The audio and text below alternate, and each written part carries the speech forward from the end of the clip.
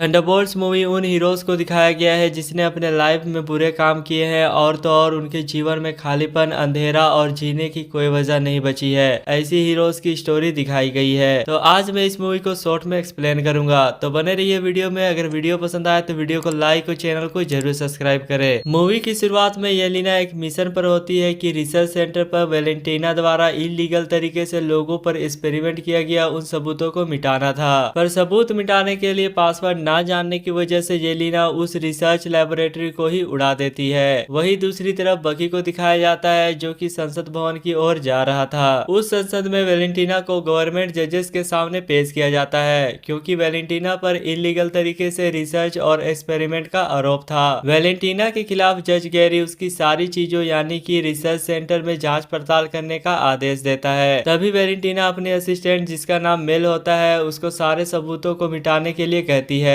ताकि वेलेंटीना सारी जिंदगी जेल में ना काटे। वही दूसरी तरफ येलिना अपने डैड जो कि रेड गार्डियन है उसके पास जाकर कहती है कि अब मैं वेलेंटीना के लिए काम नहीं करूंगी। तभी येलिना के पास वेलेंटीना का कॉल आता है और वेलेंटीना उसे आखिरी मिशन देती है कि एक वेयर हाउस में एक एजेंट जिसके पास गायब होने वाली शक्ति है उसे मारने का। वो कोई और नहीं बल्कि एवा थी जिसे हम घोस्ट के भी नाम से जानते हैं। तभी येलिना उस वेयर हाउस के अंदर जाती है अपने टारगेट को मारने के लिए। उस वेयर हाउस में येलिना के साथ साथ एवा, यूएस एजेंट जॉन वॉकर और टास्क मास्टर भी मौजूद थे और ये लोग आपस में फाइट करने लगते हैं। ऐसा इसलिए होता है क्योंकि येलिना को भेजा गया था एवा को मारने के लिए, एवा को भेजा गया था टास्क मास्टर को मारने के लिए, टास्क मास्टर को भेजा गया था जॉन वॉकर को मारने के लिए और जॉन वॉकर को भेजा गया था येलिना को मारने के लिए। फाइट के दौरान टास्क मास्टर मारी जाती है। फिर येलिना, एवा और जॉन वॉकर को आपस में बातचीत के दौरान समझ आता है कि वेलेंटीना सारे सबूत के साथ साथ उन्हें भी मिटाना चाहती है। वेलेंटीना ऐसा इसलिए करती है क्योंकि आगे चल के इन लोगों की वजह से कोई दिक्कत ना हो, क्योंकि ये लोग छिप छिप कर वेलेंटीना के गलत काम किए थे। तभी उस वेयर हाउस में एक और बंदा होता है जिसका नाम बॉब होता है और ये बॉब अपनी शक्तियों को उस वक्त नहीं पहचानता था। बेसिकली ये बॉब ही सेंट्री होता है जो कि मूवी में हमें आगे पता चलता है। येलिना बॉब को अच्छी तरीके से समझने लगती है कि अकेला होना कैसा फील होता है। येलिना जब बॉब को टच करती है तब येलिना को उसके बुरे हाथ से जो बीत चुके हैं वो दिखने लगते हैं। वही दूसरी तरफ मेल वेलेंटीना को बताती है कि अभी तक टास्क मास्टर के अलावा कोई नहीं मरा। उसके बाद वेलेंटीना आग वाला बटन दबा देती है ताकि सबूत के साथ साथ आग में एजेंट्स भी मर जाएं। 2 मिनट में वेयरहाउस में आग लगने वाली थी, तभी एवा की मदद से वह दरवाजा के आर पार होकर दरवाजा खोल देती है जिसकी वजह से वो लोग आग से बच जाते हैं। जब ये सारी खबर मेल वेलेंटीना को बताती है तभी ये सारी बातें रेड गार्डियन सुन लेता है। तभी वेलेंटीना मिलिट्री के लोगों की मदद से उस वेयर हाउस को घेर लेते हैं। तभी मेल वेलेंटीना को वहां पर मौजूद बॉब के बारे में बताती है कि वो सेंट्री प्रोजेक्ट जिसमें एक्सपेरिमेंट किए गए थे उसमें वो अकेला सरवाइव कर गया है और उसका रियल नाम रॉबर्ट रिनॉल्ड है। ये जानने के बाद वेलेंटीना मिलिट्री वालों को उन एजेंट्स के साथ साथ बॉब को जिंदा पकड़ने का आदेश देती है। ये सारी चीजें सुनकर मेल को अजीब लगता है, इसलिए वह बकी बांस को कॉल करके बताती है कि वेलेंटीना कुछ गलत कर रही है। मिलिट्री की कड़ी पहरा होने की वजह से येलिना, वॉकर और बॉब मिलिट्री का ड्रेसअप कर लेते हैं वहां से निकलने के लिए। तभी एवा वैन लेकर आती है और वो लोग जाने ही वाले होते हैं कि मिलिट्री वालों को उन पर शक हो जाता है। तभी बॉब येलिना, वॉकर को बचाने के लिए वैन से उतरकर फायरिंग करने लगता है जिसकी वजह से मिलिट्री वालों का सारा ध्यान बॉब पर आ जाता है। उसके बाद मिलिट्री वाले बॉब पर फायरिंग करने लगते हैं। बॉब मर गया समझकर येलिना, वॉकर और एवा वहां से पैदल जाने लगते हैं। तभी बॉब जिंदा हो जाता है क्योंकि इतने फायरिंग के बावजूद बॉब के शरीर पे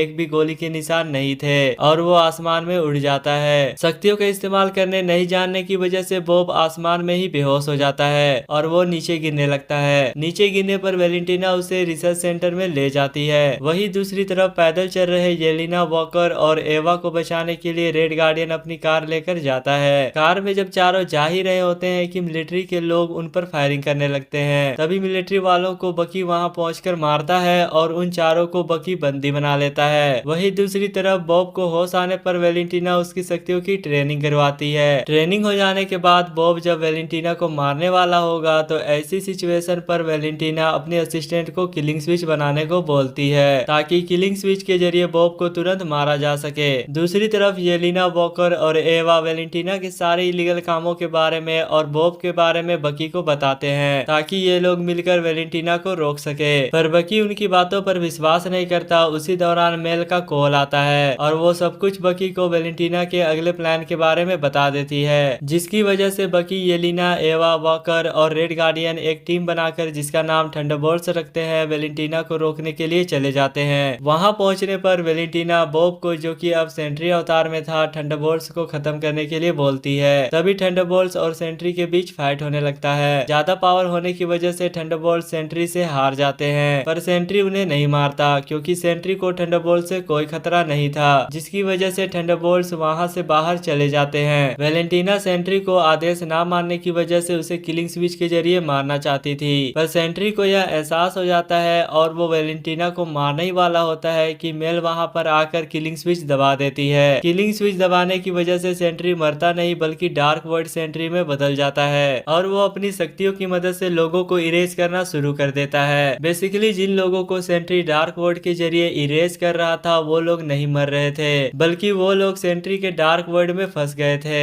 जहां डार्क वर्ल्ड उन फंसे हुए लोगों को उनके बुरे हाथों को दिखाता है। येलेना ये जान रही थी कि लोगों को इरेज कर रहा है वो सेंट्री नहीं है, इसलिए येलेना भी इरेज होकर डार्क वर्ल्ड में चली जाती है, जहां येलेना अपने बुरे हाथों को पार करते हुए सेंट्री तक पहुंचती है और उसके साथ ही साथ थंडरबोल्ट्स की टीम भी डार्क वर्ल्ड में आ जाती है। जब सेंट्री अपने ही डार्क वर्ल्ड सेंट्री को मार रहा होता है तभी थंडरबोल्ट्स की टीम उसे ऐसा करने से रोकती है, क्योंकि डार्क वर्ल्ड सेंट्री असली सेंट्री पर हावी हो रहा था, जिसकी वजह से सेंट्री का खालीपन दूर हो जाता है और वो लोग असल दुनिया में वापस आ जाते हैं और जितने लोग डार्क वर्ल्ड के जरिए इरेज हो गए थे वो लोग भी वापस आ जाते हैं। जब सारे थंडरबोल्ट्स वेलेंटीना को मारने जाते हैं तभी वेलेंटीना मीडिया के सामने थंडरबोल्ट्स को न्यू अवेंजर्स के रूप में अनाउंस कर देती है। अब बात करते हैं सबसे इंपॉर्टेंट पोस्ट क्रेडिट सीन की, जहां दिखाया जाता है कि येलेना, जिसे मैसेज आता है कि एक्स्ट्रा डायमेंशनल शिप उसके अर्थ 616 में प्रवेश कर रही है। वहीं पर जो एक्स्ट्रा डायमेंशनल शिप है किसी और की नहीं बल्कि फैंटास्टिक फोर की है, जिसको दिखाने का सीधा सा मतलब है एमसीयू की आने वाली अगली movie the fantastic four first steps की ओर इशारा करती है। तो ये था थंडरबोल्ट्स मूवी का फुल एक्सप्लेनेशन। आई होप आपको वीडियो पसंद आया होगा। वीडियो पसंद आया तो वीडियो को लाइक और चैनल को जरूर सब्सक्राइब करें। मिलते हैं अगली वीडियो में।